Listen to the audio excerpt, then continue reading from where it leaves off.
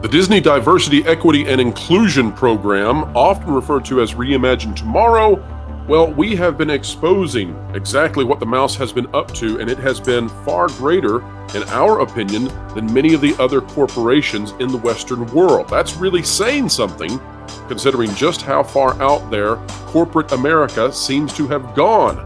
Now, our reporting, our first three parts, those exposés, they have received national attention.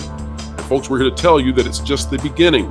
Today, we're looking at the future of Disney's DEI programs. They are moving ahead at full pace, not slowing down.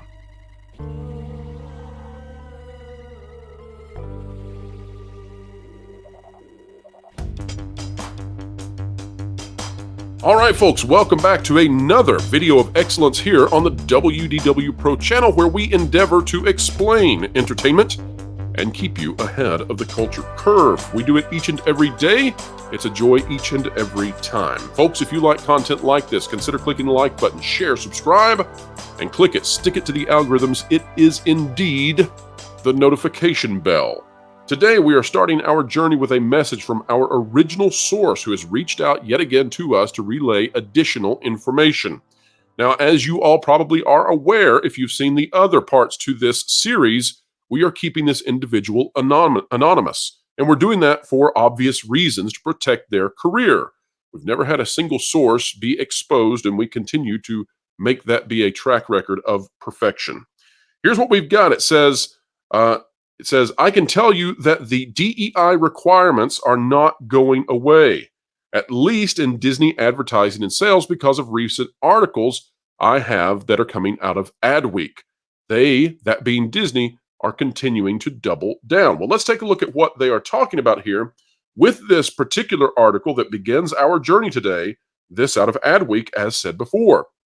Disney closes up front with commitments in line with prior year. According to the company, growth was driven by sports and streaming. Now, this seems innocuous enough.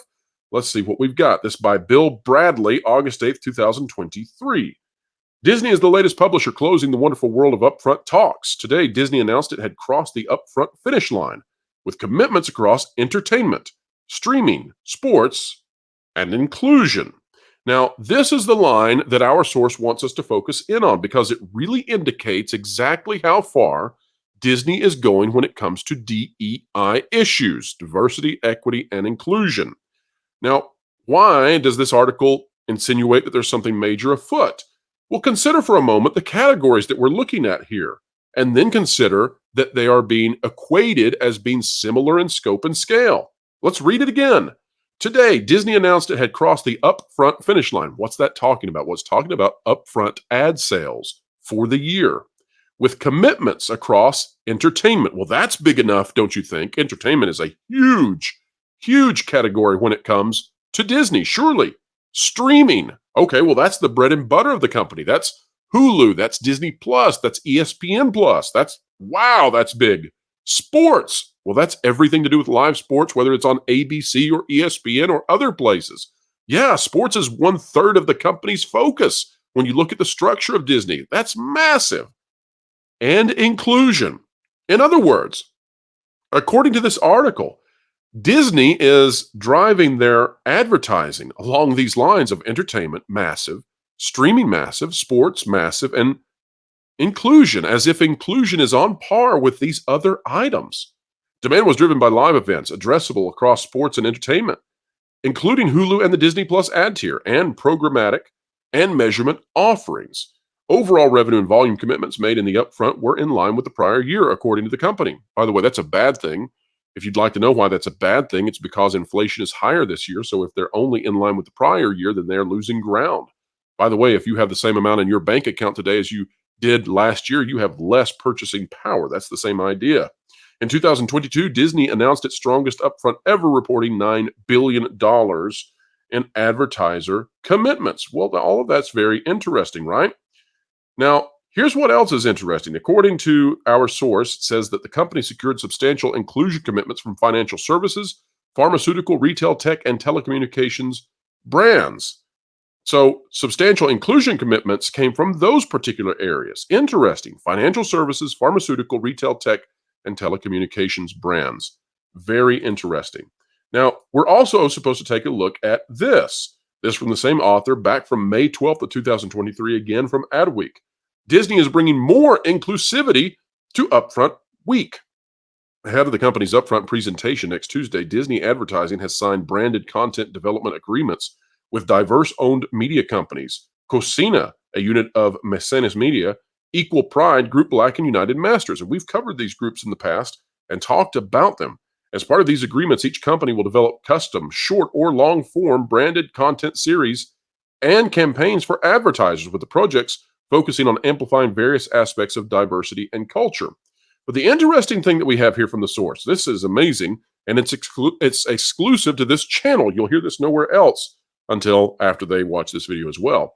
It says, regarding the above article, talking about the one we just looked at, about branded content, the source says, allegedly, it's nothing but smoke and mirrors to look good to the press and to woke advertisers. The source says, for example, back in 2019 to 2020, they actively promoted that Disney advertising sales was working with translation. Now, what the heck is translation? Well, translation is this that we're looking at now, folks. All right, and it says, to create content for advertisers. As it is that translation, this company was creating content for advertisers. In fact, though, according to the source, Disney advertising sales was simply paying translation for consulting fees, allegedly in the millions of dollars. But, according to the source, this partnership with translation never translated into bountiful ad dollars for Disney, much like the partnerships referenced in the other article. Remember, we're talking about Cosina, we're talking about those others. They also did not bring in significant revenue, according to the source. Well, what an amazing thing, considering all the press releases we've seen about the partnership. The source says, and like I mentioned during our earlier conversations, any potential client project that might require working with translation would have to undergo the DEI screener. Now, folks, what are we talking about, that DEI screener? We're talking about the fact that when Disney hires people to do those DEI advertisements, when they're advertising for diverse programming, Disney requires that the person purchasing the advertising go through an intense screening process to prove that they are virtuous enough and they are free of sin enough that they can advertise during that program. And so you might think about during ABC programs, if it is a show that has diversity, and by the way, according to Dana Walden, who was over those ABC shows for so long, they really just wanted diverse programs. Disney would require the advertisers then to go through this immense screening process. Now, what does that also do? Well, it also gives Disney the ability, if a high enough percentage of their shows are diverse, quote unquote diverse, it gives them the ability to then weed out vast numbers of marketing or advertising partners who do not meet their desired diversity requirements. In other words, because Disney is doing a very large number of diverse programming, and because advertising for those diverse programs requires you to go through a huge screening process for your diversity merits, well, it means that Disney is able to weed out massive numbers of advertisers so that they are locked out due to DEI from having any ability to advertise on Disney platforms. Think about that. There is literally a system in place from the information that we have from this source, from the documents we've looked at, from these articles. There's literally a system in place that is locking out advertisers, companies that would like to advertise with Disney unless they meet Disney's DEI expectations. It's not just the folks out there working for Disney who have to keep a DEI diary. No, it is the advertising partners as well. That is incredible.